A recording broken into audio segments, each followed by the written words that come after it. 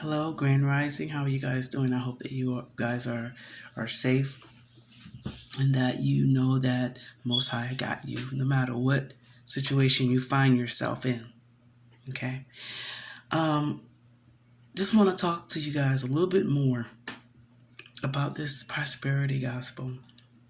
I'm feeling it real strong in my ruach.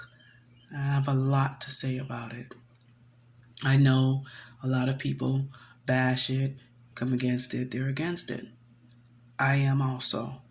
But I need for you to understand, and I want to talk in particular to the American church and to the Nigerian church, the two churches that I've partaken in personally.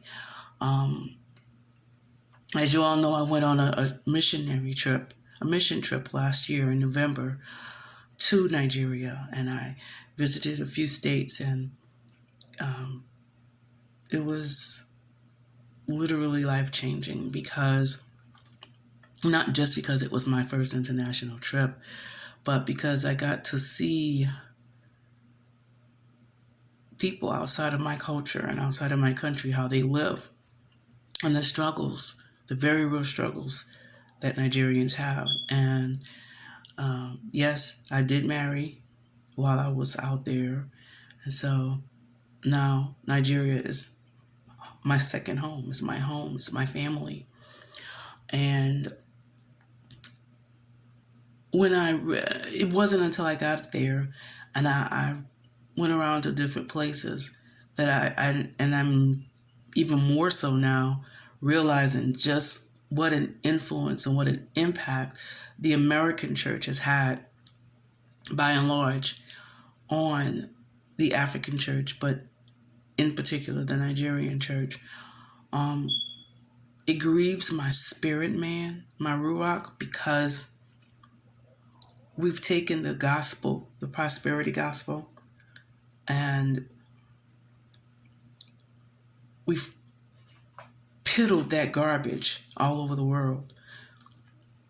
And not the mission that I was a part of, not the mission trip that I was part of. And I did speak to some village people, and the word that the Most High gave me to give to them was no spiritual mixtures. The Most High does not need enhancers to make his word work. If we just take the word for what it is and have faith in the word and walk in the word that the Most High has already given to us, okay? And if we stop taking other belief systems and practices from tradition, other religions, or what have you, and stop mixing it with Christianity, stop mixing it with the gospel, it will work. The word will work. If I can borrow one of y'all famous preachers' terminology. But what we do is because we get tired of waiting on the Most High. I mentioned this in the word that I gave in Nigeria. Especially people who are struggling or people who are poor, whether they be here in the States or whether they're on the continent in Nigeria or Tanzania or Ghana or South Africa or wherever, Mozambique, wherever. When people struggle and they're trusting in the Most High to supply their needs, and it takes a little bit too long, or we go through more struggles than we bargained for. We didn't realize that when the word says to trust in him, do what you can, yes, but then trust and wait on the Most High, and he will renew your strength. And my Yah shall supply all my needs according to his riches. We think that there's a timetable on that. We get impatient with the Most High, and we start wanting to make, adding enhancers, adding our little whatevers to make the word work just a little bit quicker, or make it work the way we want it to work, instead of just leaving it alone and acting upon the word that he gave you. trusting and believing, acting on the word that the Most High is giving you. No spiritual mixtures. And what the prosperity gospel came into being because Oral Roberts, A. Allen, and those people from that time frame, Kenneth Copeland, Kenneth Hagin, they did spiritual mixing. Okay, they added some belief systems from here. They took a little of this from here, took a little of this from New Age. Okay, people on the continent take a little bit of,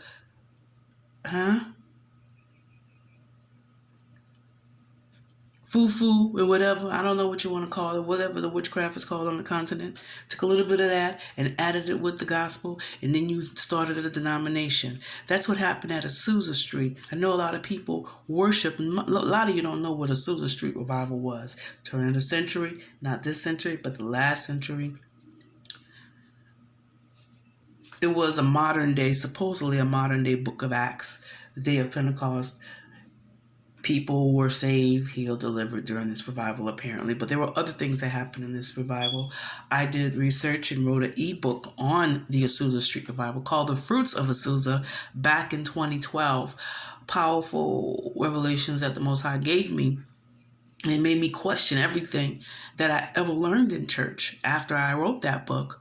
I was questioning it before it, but the research that I had conducted over a 2-year period, and then culminated in me writing that book, and it made me look at the church in a totally different perspective. Now, yes, because I grew up in church, and it's a significant part of my history, there have been aspects of church that's been kind of hard to totally let go of, but by and large, it's a process, and I've been weaning off of it. Now, guess what? Ministry is still in me, but it's not necessarily ministry behind a pulpit or preaching at a conference or the stuff that, we've been taught ministry is. Ministry is in every last one of us, really. And 10, 15, 20 years ago, I would have never dreamt that I would be in another country telling a people who I highly respect. Nigerians are some of the most powerful spiritual people that I have ever known and met. And it just shocks me that American preachers have been able to infiltrate the Nigerian church and lie to you and tell you that there is such a thing as a prosperity gospel, to the point now where I see Nigerian preachers and ministries that I highly respect, but I have to kind of I have to back up a little bit, because you're starting to preach the prosperity gospel, and you're starting to look like and act like the American prosperity preachers, who are anathema. They're teaching another doctrine. And I could tell you at the place, and the sad part is a lot of these prosperity preachers that you emulate and who you want to be like, at some point they really were, I believe the majority of them really loved the Most High. They really were saved, and that one time they were really highly anointed by the Most High. But at some point the enemy got in their ear and said, don't you want this? Look at your family. You need that. Especially if the minister or the preacher was struggling. And so the enemy knows how to come to you. Your family need this. Aren't you tired of struggling? You too anointed to struggle so much.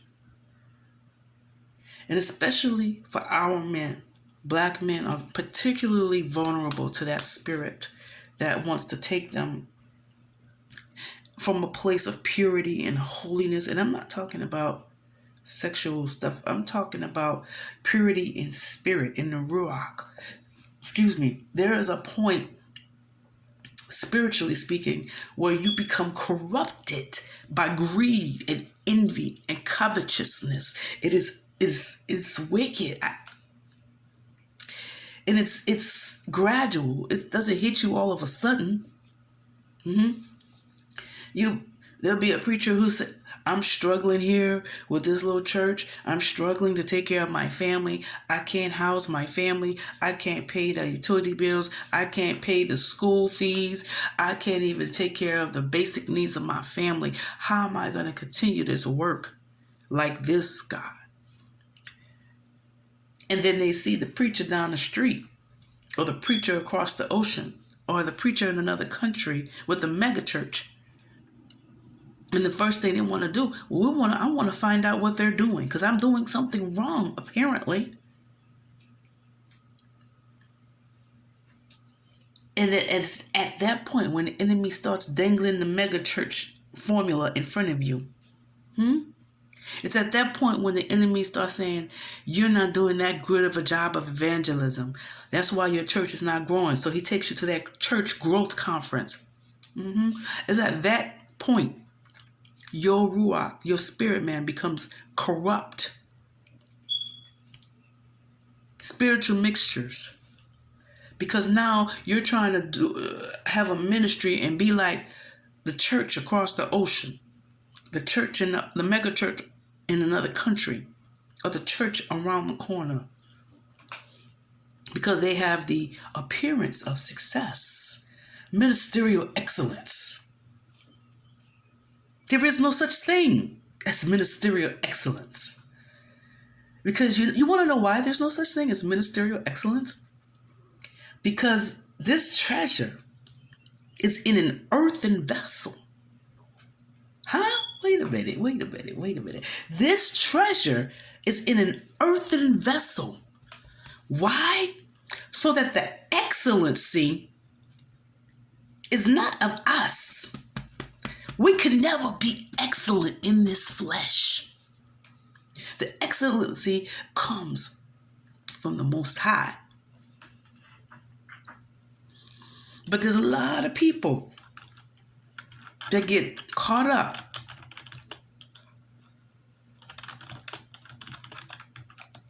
They get caught up in that trap. They get caught up in that trap. And it sounds godly. It sounds like it's God. It sounds like it's the Most High telling you to be more excellent in ministry. Do better in ministry. Grow up in the ministry. Even the people who you emulate in ministry have these conferences that pushes that mindset and that perspective in you. Spiritual mixture. 2 Corinthians 4 and 7 reads, let me see if I'm going to start at verse 6.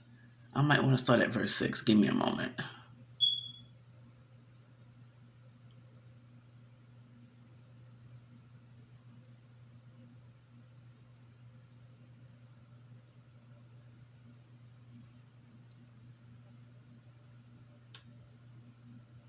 The excellency is never meant to be us. The excellency is not supposed to reside in flesh. The excellency is supposed to be in Him. 2 Corinthians 4 and 7. Now we have this treasure in jars of clay to show that this surpassingly great power is from God and is not of us. That was the Berean Study Bible. The King James Bible reads, but we have this treasure in earthen vessels, that the excellency of the power may be from God, be from the Most High, and not from us. The excellency, ministerial excellence, is not supposed to emanate from us or our efforts, because then that's a work of the flesh. 2 Corinthians 4 and 8. I'm going to stop just for 2 Corinthians 4 and 7. The excellency that the Most High wants us to partake of, it has to be of Him. It can't be us. And when we start pushing for ministerial excellence, and when we start pushing for emulating prosperity preachers, because the prosperity preachers have lied to so many and told so many that if you want ministerial excellence, if you want church growth, then you need to do this way. You need to come You need to pay $250 and register for my church growth conference, my leadership conference, and find out what I'm doing right and what you're doing wrong. The devil is nothing but an entire lie. And the truth is not in him. Because once you get to that place where we operate in ministerial excellence, it's a work of the flesh. And flesh, nothing that is done in the flesh can ever please the Most High. And then the Most High does not get the glory that is due him and that is owed to him, that belongs to him. The excellency is not of us. That means there is nothing wrong, preacher, if you are financially struggling.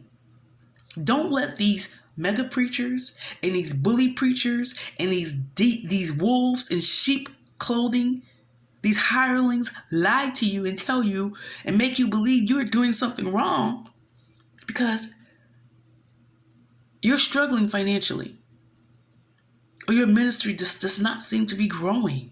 The devil is an entire lie. See, they call growth. Let me talk to you for a minute. They call growth how many people walk through their doors and sit in their pews and puts money in the offering plate.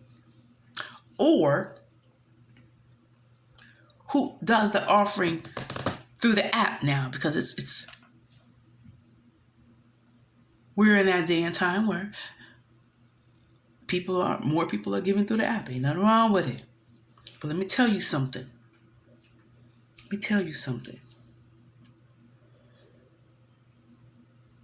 Just because you don't have that big church, and just because you don't have the big offering, just because you're struggling financially, and yes, preacher, even because you can't give to the people the way that you want to, does not mean that growth is not happening in your church or in your ministry. Do you hear me, preacher? The growth that the Most High is looking for is not numbers. The growth that the Most High is looking for is the growth in the spirit, in the ruach.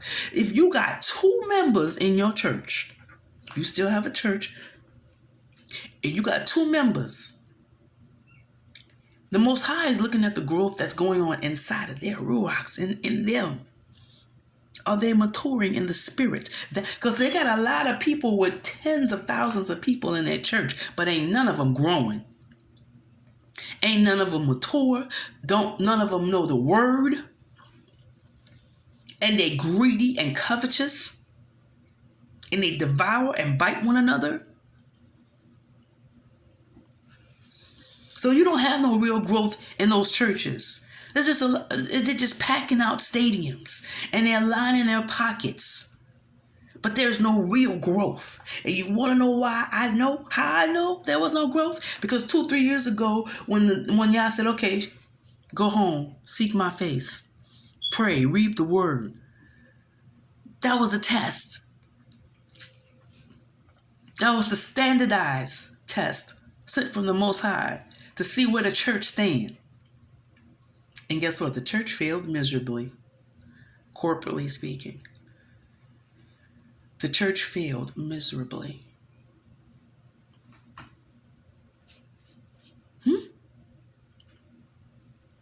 Don't fall for this prosperity gospel. Nigeria, Africa, the continent, my motherland, my people, I love you. And I repent on behalf of all of those missionaries, all those preachers, all those false prophets and false apostles that put that lying gospel and doctrine into you, into your spirit, made you believe that the way that you have a successful ministry is by milking the people of their finances. It's a false doctrine. Please repent of it. Turn your back from it. Stop teaching your people the prosperity gospel and teach them the gospel of the kingdom. Teach them what must man do to be born again. You must be born again. You must be born again. Go back to that. people everywhere. We are living in a day and a time with currency everywhere is losing its value. So much so that they're coming up with digital and cryptocurrency. The dollar, the currency that you have in your country, is based upon the US dollar, and the US dollar is nothing more than trash as we speak. But you're willing to sell your soul and the souls of your people for that dollar, for that naira, for that shilling?